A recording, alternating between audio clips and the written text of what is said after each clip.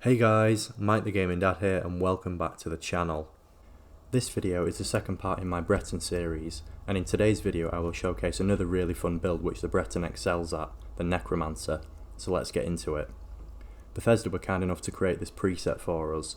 This guy already looks like he's banned from going within 100 yards of any school. Guess who? I think we can make him look scarier though. He needs to look the part. Yeah, this will do.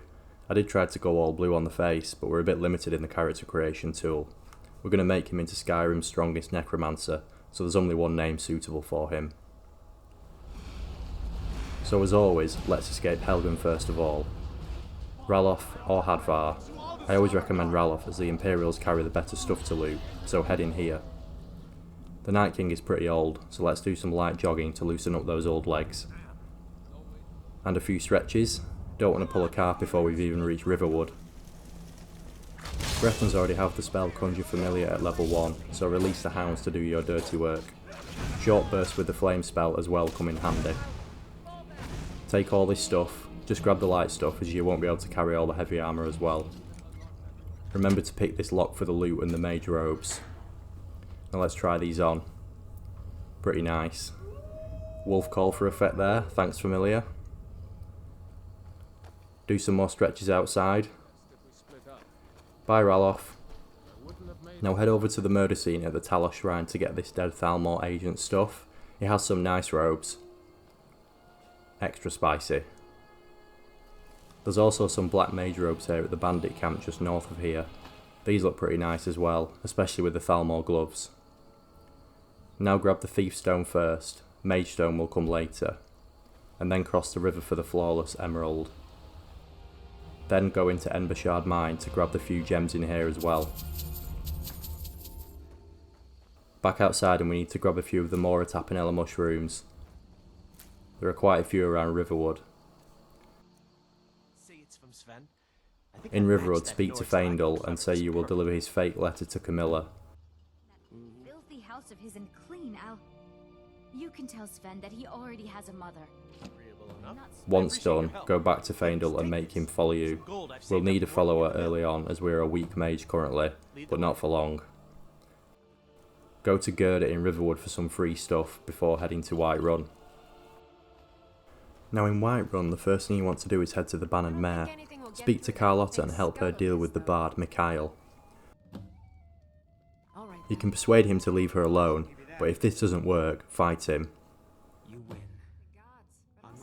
Tell Carlotta he is dealt with for an easy 250 gold. Now challenge Uthgerd to a fist fight and she will give you another 100 gold. Never seen this glitch before. Mikhail singing but still on the floor after his beating.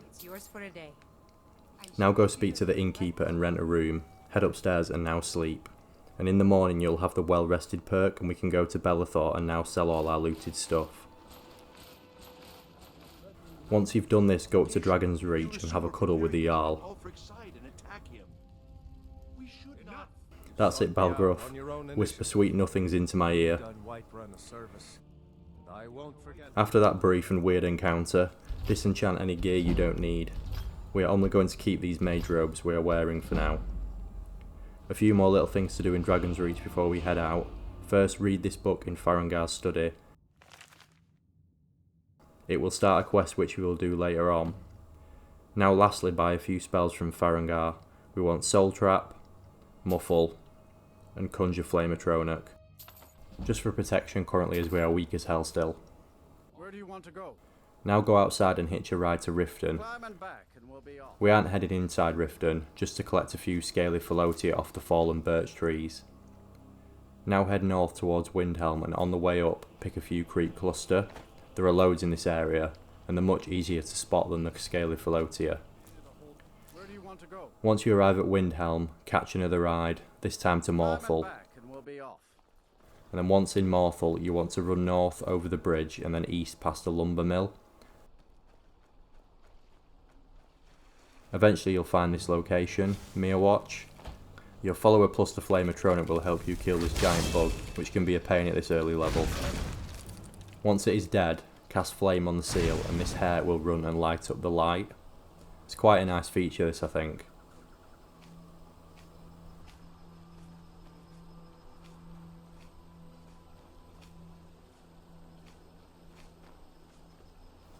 Oh, Faendal, you had to ruin the moment, didn't you? Honestly, Skyrim followers. Anyway, enter me a watch. Congratulations, you have a house and it's cost you nothing. This is one of the anniversary edition add-ons and I think it's really cool. I was trying to decide a place where this build could stay. It didn't feel right if you bought a house in the city, and I think this place is perfect and it fits the Morthal intro that I was going for. Anyway, we want to go upstairs through this door and this takes you up to the second level, the Mage quarters. The level of detail in this place is amazing and it comes complete with your own garden. If you watch my first build guide on the Battle Mage, you know the score here. Plant 3 Creep Cluster, 3 Scaly Phalotia and 5 more Tapinella. And now go downstairs and sleep for 3 days and you'll be able to pick 15 of each ingredient each time. Now just rinse and repeat. I've gone up to around 400 of each ingredient here, but I think that's overkill. You should only need about 360 to 370 of each to get to 100. Don't spam all of these in though. You'll only hit roughly level 80 this way. What you need to do is craft enough potions to get the perks in Alchemy each time you level up.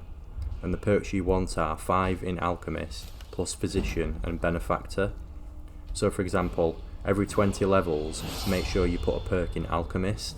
This will make your potions stronger and worth more, which in turn levels up the skill faster, and doing this will allow you to get the skill to 100 in one go. Congratulations, this is the longest part of the grind. Now go to Belethor in Whiterun for another long part of the grind, selling the potions for gold. What we want to do is buy from him leather straps and iron ore and any filled soul gems. Do this and then sell him potions until he has no gold left. Then do the save, attack and reload trick to reset his inventory. Repeat this until all the potions are gone and you should have a stack of gold. You'll probably need more iron ore and leather straps though. Around 230 in total we need of each. You can go to the blacksmith though to repeat this trick until you have all these items. Smelt all your iron ore and then craft it into iron daggers. Don't worry about getting the warrior stone though. We're not interested in getting smithing to 100, we just need the daggers. Once we have these, go to the standing stones and get the mage stone. We'll be levelling a lot of mage skills from now on. But first hitch another ride and this time go to Winterhold. Once in Winterhold we want to head west towards Hobbs Fall Cave, because inside this cave is an ancient tome chest which contains the destruction spell I'll be using in this build, plus the spell we need to get destruction to level 100 quickly. Now we've grabbed the spells, take another carriage and go to Solitude. In Solitude you want to buy a bow from the Fletcher with the Banish enchantment. This levels enchanting really quickly when cast on a weapon. Now go over to everyone's favourite high elf, Endery, and buy items fortified with all the magic schools, Alteration, Illusion and so on. You also want to buy Alchemy and finally Fire and Frost resistance. Go back to Whiterun and have a rest as we need the well rested perk. Once we have this, go up to Dragon's Reach. I'm just going to put a few perks in just to level this faster. Now just enchant your daggers with Banish. That's pretty much it. I recommend doing what we did with Alchemy though and keeping your enchanter perks topped up as it'll enable faster leveling. Take this all the way to 100. I'll put all my perks into the description, but for enchanting you want to just fill up the left and middle of the tree. Look at all these daggers. Oops, I didn't mean to take the robes off as well. Let's just quickly put those back on. We've made a right mess of Farengar's room here, but he's rude, so he definitely deserves it.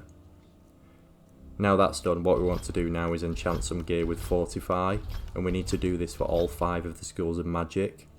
You should be able to enchant 4 pieces of gear, usually robes, ring, amulet and headgear, each with 25% reduction. And the extra effect perk will allow you to put 2 schools of magic on one item. So in total you need 3 lots of robes, rings, amulets and headgear. Now that's done you should have gear that looks like this. The only schools I recommend always keeping together are Restoration and Alteration.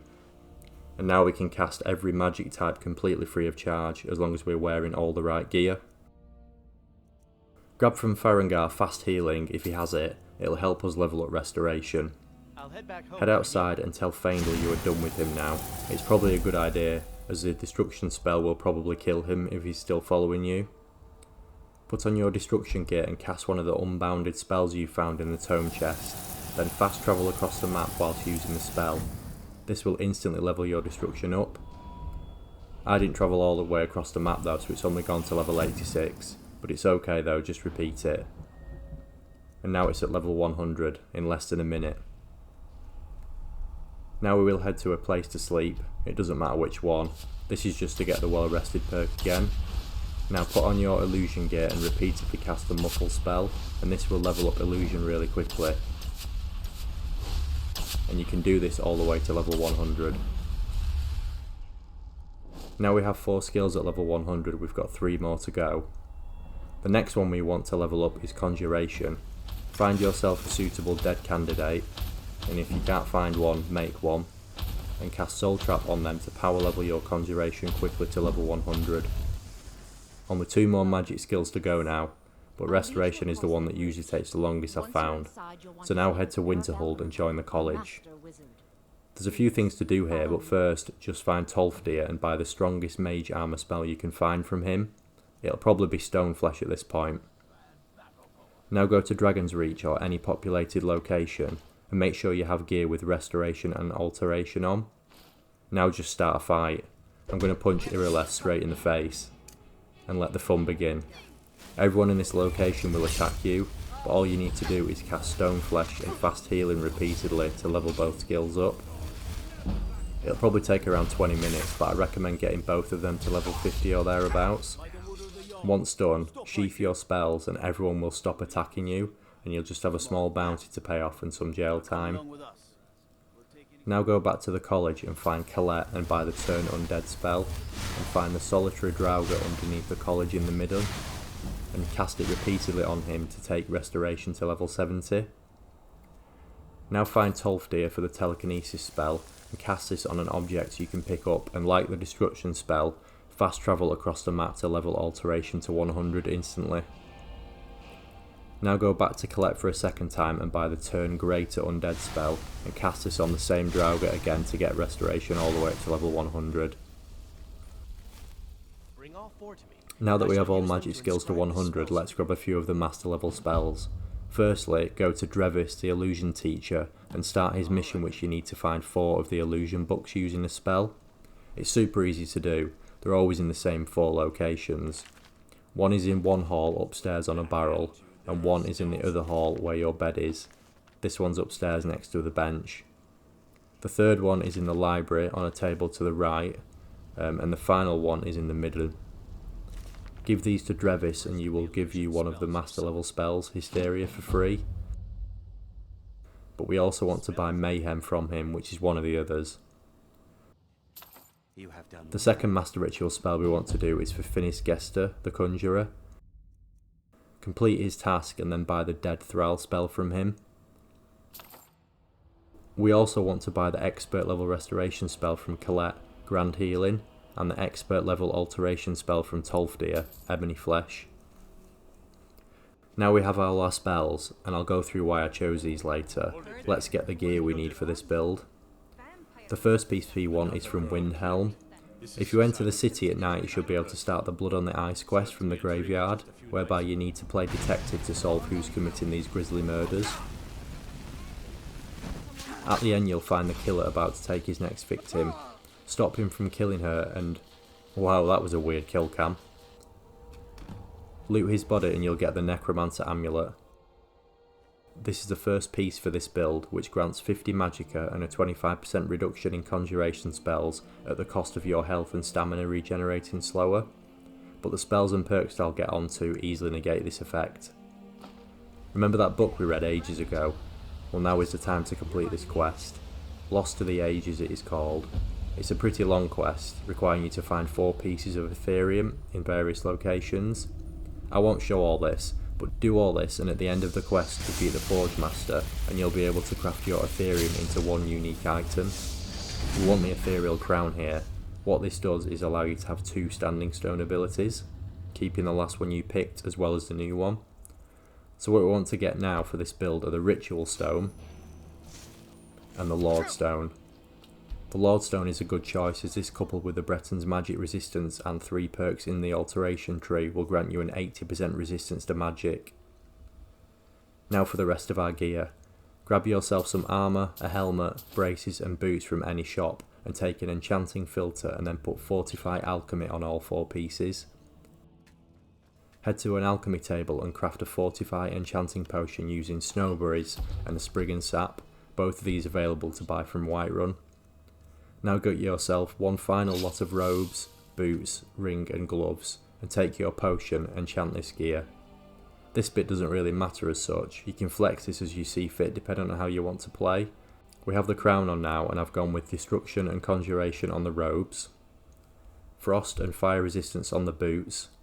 If you've watched Game of Thrones, the Night King is unaffected by Dragonfire, so it felt fitting to basically make this character immune to both fire and frost.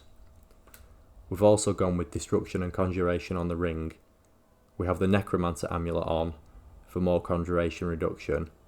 And finally increase Magicka on your gloves. Now the spells we will be using are Ebony Flesh from Alteration for more armour, Hysteria and Mayhem from Illusion.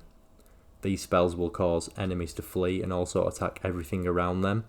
Really fun to make entire crowds just destroy themselves only for you to raise them up from the dead.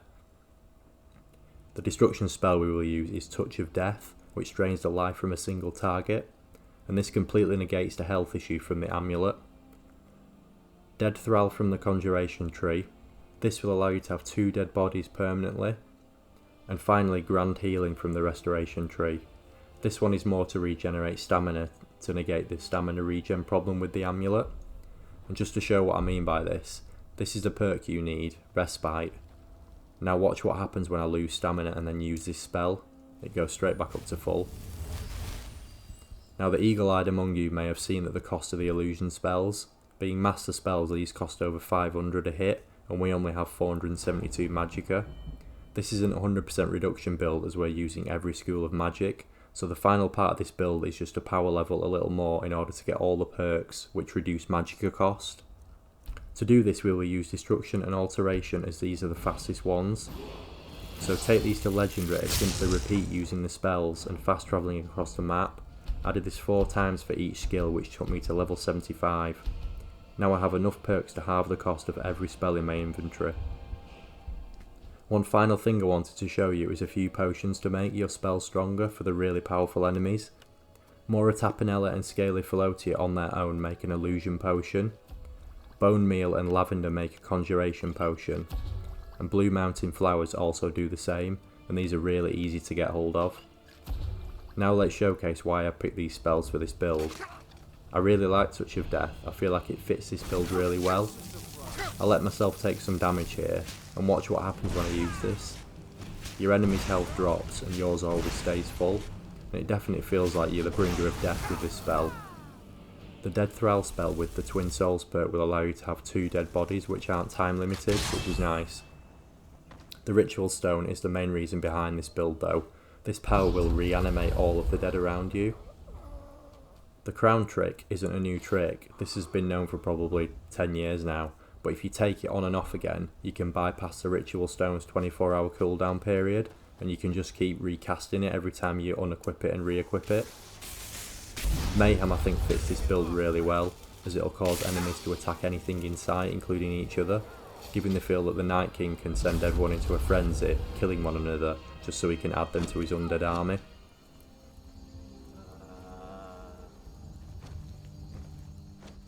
And finally, Hysteria as well is a nice choice. This will have the other effect, causing everyone to flee and cower from the Night King, so you can pick them off and then raise them all up again. So this is my own spin on a popular build in Skyrim. What do you think of this build? Is it one that you've tried before? I do recommend giving it a go if you've not, it's a really fun way of playing.